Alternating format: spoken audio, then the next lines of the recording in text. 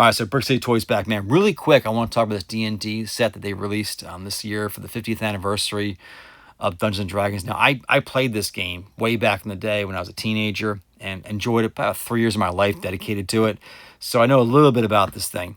I really admire the ambition and what this project actually is. I think they pulled it off fantastically. I would have preferred a non brick built dragon in this, but I have to acknowledge that brick built dragon looks absolutely amazing. The Displacer Beast and the Beholder, they're brick built. Wasn't huge excited about that, but then when I saw the Beholder, even as a brick build, I was like, wow, he looks great. So a lot to love there.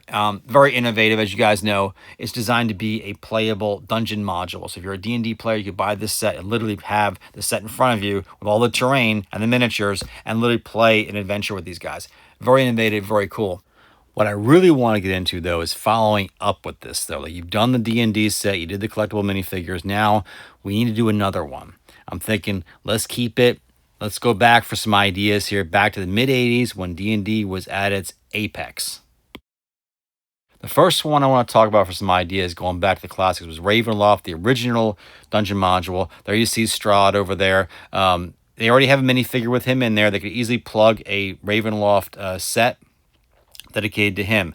There was also White Plume Mountain, which was a great set, and just some really cool monsters going inside a mountain, finding some cool artifacts. There was Queen of the Demon Web Pits, where you went underground to fight this Spider Queen, this demi-goddess and all of her drow minions. Then they even went under the water with Danger at Dunwater, where you actually fought these Sahagin, these sort of like mermen that were really mean, going underwater into their lair and using magic to help you breathe down there. Really cool stuff. There was even an animated series back in the day that was pretty good. I mean, for what it was for when back and then.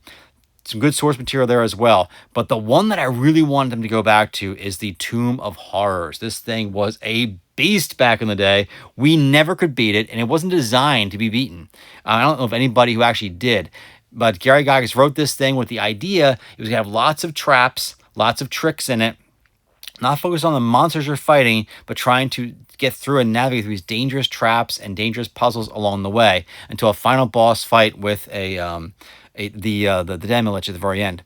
So Lego, there have been some good Lego creations out there that kind of simulate the dungeon module a little bit. Here's one right here. I think it'd be a great build to integrate. Have maybe 4 minifigures that would represent the classic characters of that era, like your typical fighter, your wizard, your thief, your cleric, maybe a dwarf or an elf thrown in there for fun, and just do a set. Now, not one this big though that you're seeing on the screen now. That's just too epic and too much parts. But I do think that getting maybe a smaller $1,000 bill with 2 separate rooms, one with the traps and one with fighting this Demi-Lich here, which was your guy you were going to go to at the end, would be kind of cool to do.